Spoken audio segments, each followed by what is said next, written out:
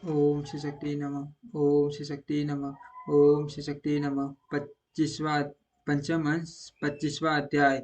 बलभद्र जी का वज्र विहार तथा यमुनाकर्षण।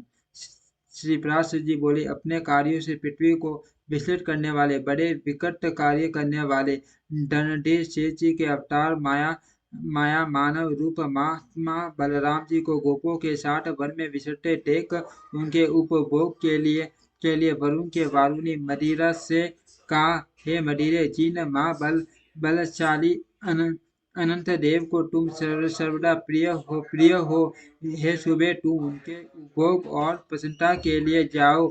वरुण की ऐसी आज्ञा होने पर वारुणी वृंदावन में उत्पन्न हुए कदम वश के कोटर में रहने लगी।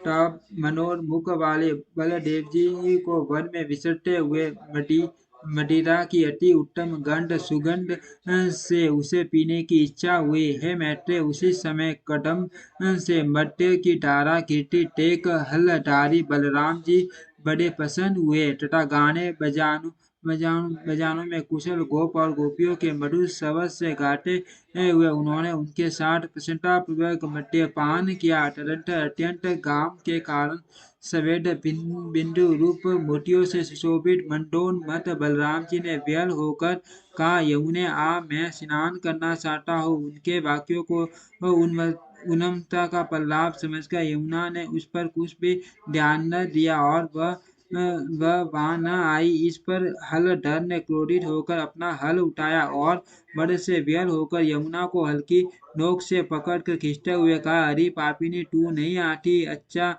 अब यदि शक्ति हो तो इच्छा अनुसार अन्यत्र जा तो सही। इस प्रकार बलराम जी के खींचने पर यमुना ने अकस्मात अपना मार्ग छोड़ दिया। जिस वन में बलराम जी खड़े थे उसे आप्लावित कर दिया।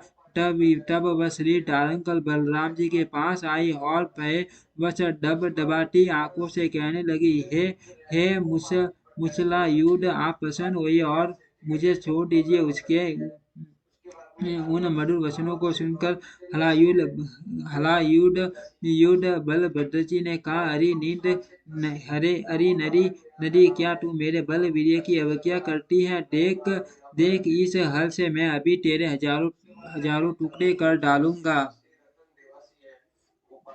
श्री पराशर जी बोले, बलराम जी द्वारा इस प्रकार कही जाने से भयभीत हुई यमुना के उस भूभाग में बहने लगने पर उन्होंने प्रसन्न होकर उसे छोड़ दिया। उस समय स्नान करने पर महात्मा बलराम जी की अत्यंत शोभा हुई। तब लक्ष्मी जी ने शरीर प्रकट होकर उन्हें एक सुंदर कर्णफूल एवं कुंडल, एक वरुण की भेजी हुई कभी न कुमलाने वाले कमल पुष्पों की माला और 2 समुद्र के समान कांति वाले नील वन वस्त्र दिए। उन कर्ण फूल, सुंदर कुंडल, नीलांबर और पुष्प माला को धारण कर श्री बलराम जी अतिशय कांति युक्त हो सुशोभित होने लगे। इस प्रकार विभूषित होकर श्री बलभद्र जी ने वज्र में अनेकों लीलाएं की और फिर 2 मास 50 द्वारकापुरी को चले आए। वहां आकर बलदेव जी ने राजा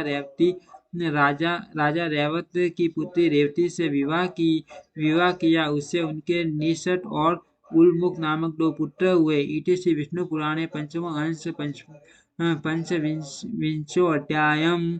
ओम श्री शक्ति नमः। ओम श्री शक्ति नमः। ओम श्री शक्ति नमः।